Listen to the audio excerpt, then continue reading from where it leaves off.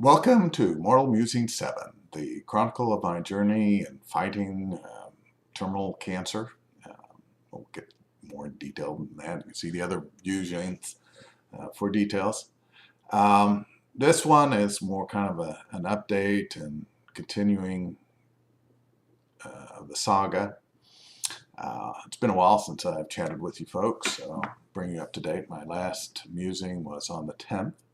I had my fourth treatment the following day on the 11th, and then the treatment went fine, except I reacted to it more strongly than I had on previous ones. It kind of laid me flat for a few days, a little bit more nausea, a little bit more, tiredness. And the other thing that happened is, for the first time, I started losing my hair and just started to go, it's like, blah, flat, fell off. Wasn't expecting that since I hadn't had it happen yet, although I certainly knew that was a possibility.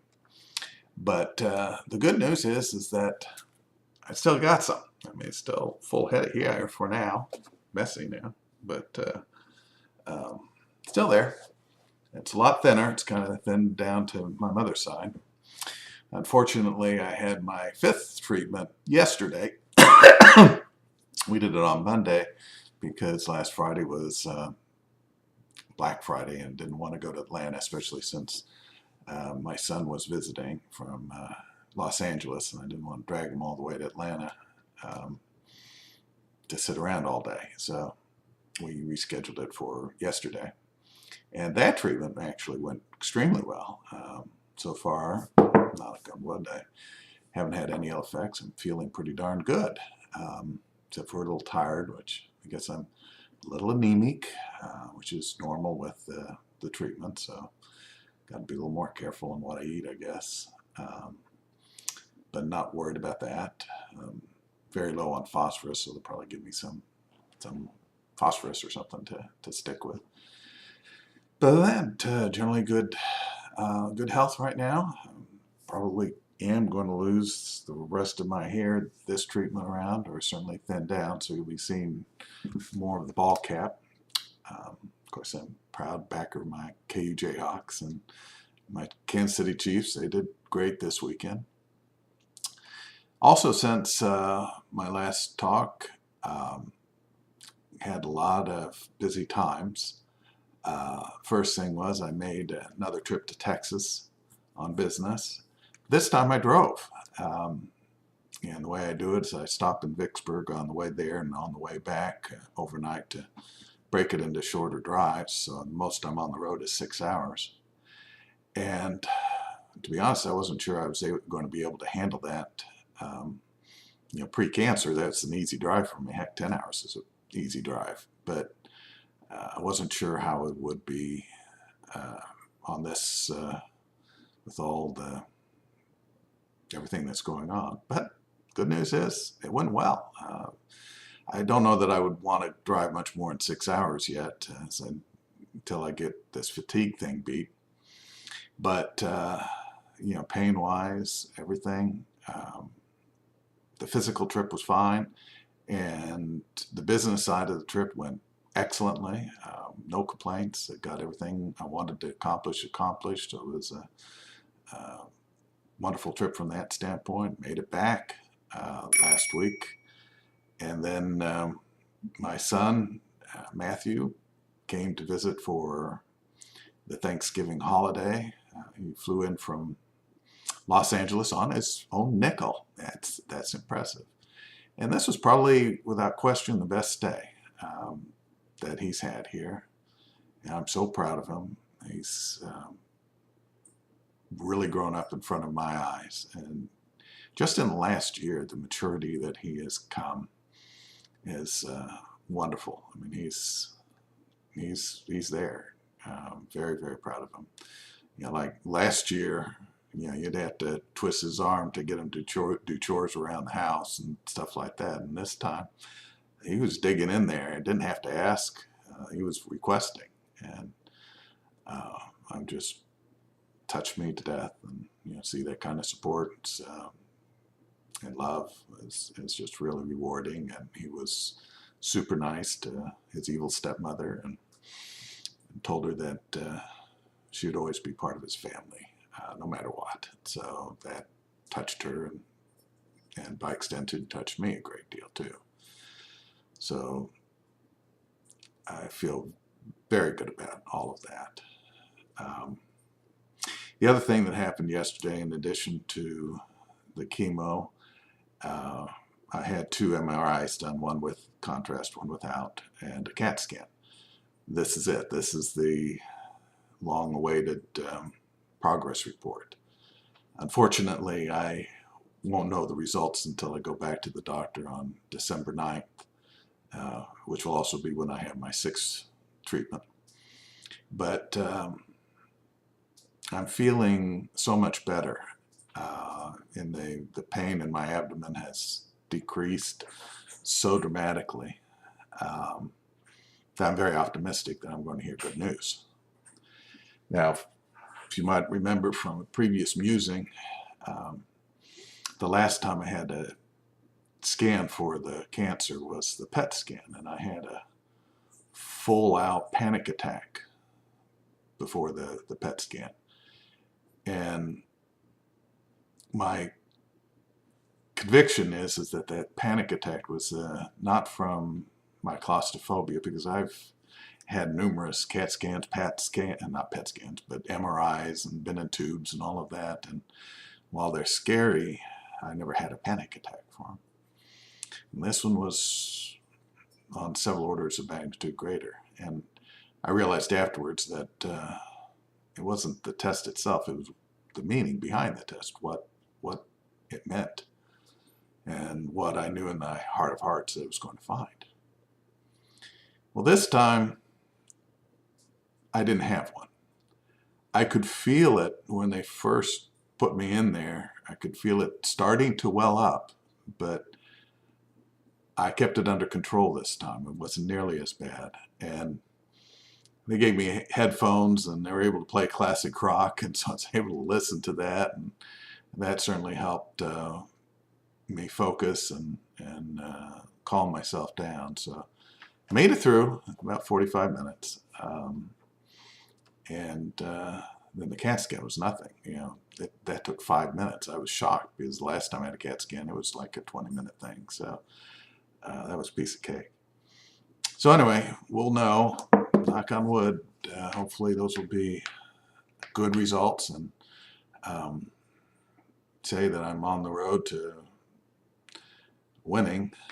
I do know that this is an incurable cancer. I know that cancer is not going to go away. So the best I can hope for is that we're shrinking the tumors down to manageable sizes, and that I get a extended lease on life. That's what it's all about, isn't it? And as long as the quality of life is there, then it's a win-win. And that's what I'm hoping for. And I'm reasonably optimistic that that's what we're going to find. Well, it's true that the actual incidence of cancer appears to be going down in the country, which is great news, and that's probably largely attributed to the decrease in smoking and use of tobacco products, and environmental controls over things like asbestos and lead and things like that. A lot of cancers are going up in incidence, and unfortunately mine is one of them. So I'm suspecting that there's a lot more that we need to learn about carcinogens and things. Because in my case, there's no family history, there's no real red line things that stand out as to what could have caused this. About my only bad habit was drinking Diet Cokes. A 6-pack a day plus habit user, and maybe that was it. So if you're a Diet Cokeaholic like I was, be warned. That may or may not have been the trigger. I really can't come up with anything else. So, and it is funny, though, that I don't know if it's, obviously I'm much more keenly aware of people with cancer now. But they seem to come out of the woodwork. Everyone I've talked to either has cancer, had cancer, or has a close family member that's fighting this disease. Haven't met anybody with mine, but it doesn't matter. I mean, we're all fighting the same thing. And that's what is so weird about cancer, is that it's your own body that you're fighting. And, it's not like, there's a germ or a virus out there that you can blame. This is your own body that you're fighting. And I'll say this, since I turned 60, I seem to be fighting my body a lot, back pains, neck pains, I got bad back, spine, and knees, and groin area, and all sorts of things, my eye, ear. It's like my body's falling apart. Where's the extended warranty? But cancer is kind of a whole different level. It's none of the other things. They're discomforts. Heck, anybody who reaches advanced age is going to have aches and pains and various sorts. It's just natural. We learn to get tough, or we just don't get along. You have to. And deal with it, right? The last thing anybody wants to hear is old people complaining about all their pains and aches and how they can't do things anymore. It's depressing when you hear it. Heck, I find myself getting into that type. You should see my back. You should see my body parts. Good God, it's depressing for anybody, let alone yourself. So stop it. We all go through it. And that's part of the other question is, you have to ask yourself, you don't have to ask yourself, but it's natural to ask yourself, why me? Why am I been chosen to go through all of this? Well, get over yourself. We all go through this. We all have challenges. We all face our own personal demons, whether it's, having to deal with achy joints or arthritis or cancers or heart disease. That's the nature of being human. We all go through it. We all have to deal with tragedies, whether it's personal tragedies, the loss of a loved one, loss of a beloved pet, which we had to deal with too. There was nothing that happened. We had to put down another one of our cats last week. He had developed, and it was our youngest cat, Sparky, who was only 8 months old, but it developed peritonitis, and his belly he was as wide as he was long, and in obvious pain. So we had to put him down last week, and that was devastating to all of us. And since he was best buddies with our handicapped pit bull, it was particularly tough on him because they used to sleep together and love on each other, and that was sad. But again, that's part of our human condition. Every person deals with tragedy of one sort or another. And even if you try to put these tragedies in perspective, the human mind abhors a vacuum. And if we don't have a worse experience to relate it to, then whatever we're experiencing, by definition, becomes the worst. And so you'll see, that's why you see kids overreacting to their loss of a toy, because that's the worst thing that ever happened to them. So naturally, it goes right to the end of the scale, because we don't have a perspective to compare it against. And that's true when we look at our own lives. We see things and say, oh, why me? Why am I having to suffer through all of this? Well, when you try to put things in perspective of what happens to all these other people, what's happening to you really may not compare to these other things. And yet, we need to get through these things. That's part of our challenge. I think the worst part of this is you can always find people that are worse, but you always find people that never seem to suffer, or that keep their challenges behind, or whose challenges seem minimal compared to you. people who seem to have the golden spoon or silver spoon. Life's given to them. Just seem incredibly lucky. And you say, well, why couldn't I be them? Why were they chosen to have this happen to them? Well, trust me, they have their own tragedies, and it may not compare in your mind to what you go through, but we're not the ones keeping score. And that's what's important to keep in mind. There's somebody else that's keeping score for us. And we have to trust in their judgment and know that that's why we're here, I think, is to learn how to deal with these things that are given to us. And they are gifts, whether they may be gifts of the bad or the gifts of the good. It's how we learn to handle the good and how we handle the bad, and keeping things in perspective that I think is what our challenges are. And they'll help us through this transition and to whatever else lies beyond. There's a purpose for this. I'm absolutely convinced of that. We just don't know what it is. And that's part of the magic of all of this, is that, it's like we're being coached, but we don't know what the game is, but that's part of the excitement too.